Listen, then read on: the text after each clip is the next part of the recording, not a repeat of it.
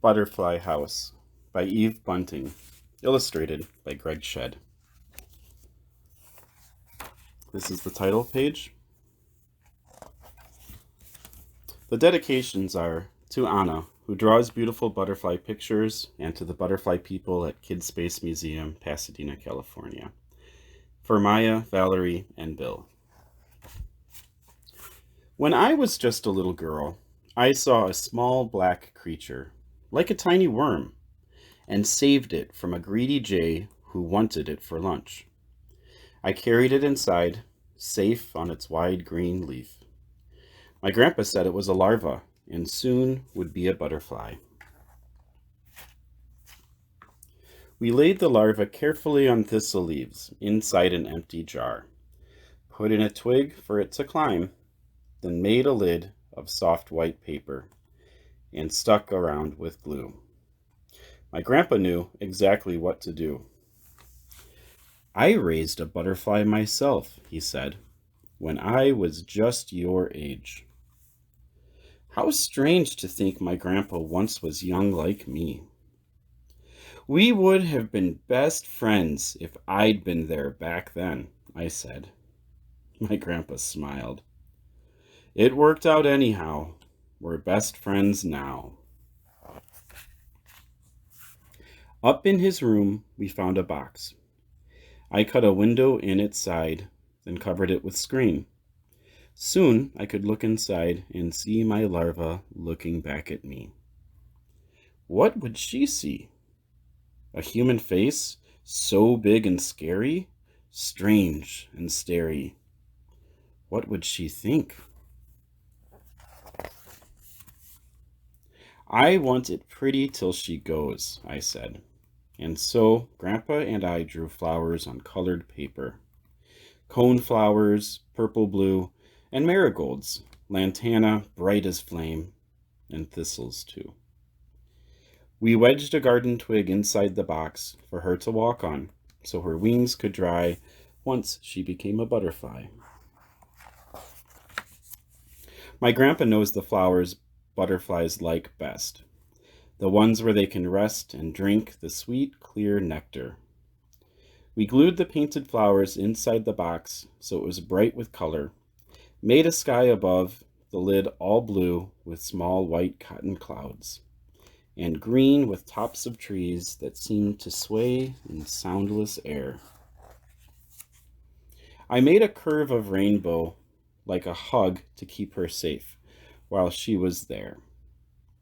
We set the jar inside and closed the painted lid. Through the screened window, I could see the garden house, a place of flowers and space and waiting stillness. Each day I put out leaves for food and watched my larva change. My grandpa knew when it was time to gently pull away the paper top she hung from. I taped it to the wall inside her house and let her be.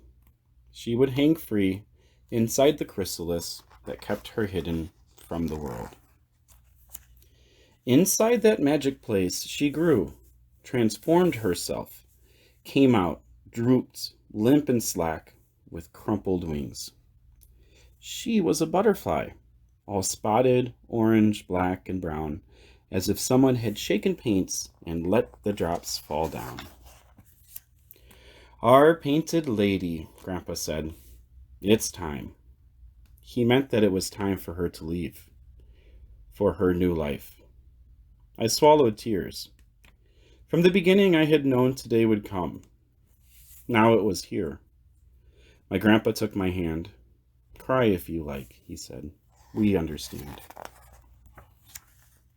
We carried out the box and raised the lid.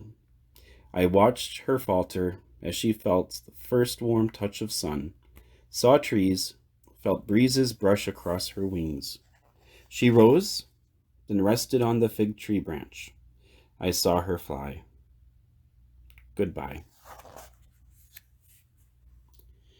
So many years have passed. I am as old as Grandpa was that spring when I was young. I live in the house that once was his.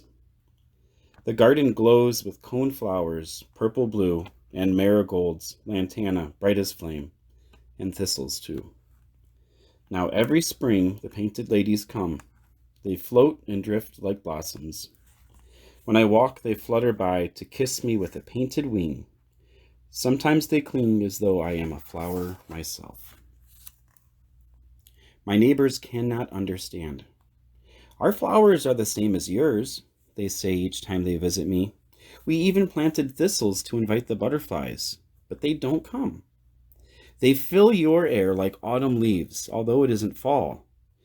It's such a mystery. I smile. It's not a mystery at all. I think my painted ladies talk among themselves of how their great-great-grandma, too far back to say, was saved from being eaten by a jay. This young girl made a house for her, they whisper as they fly, a painted garden in a box, so she'd see beauty as she hung in that half-sleep that we've all known.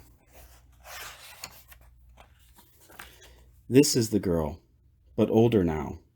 We visit her each spring to give her back the love she gave us so long ago. It's not a mystery to me.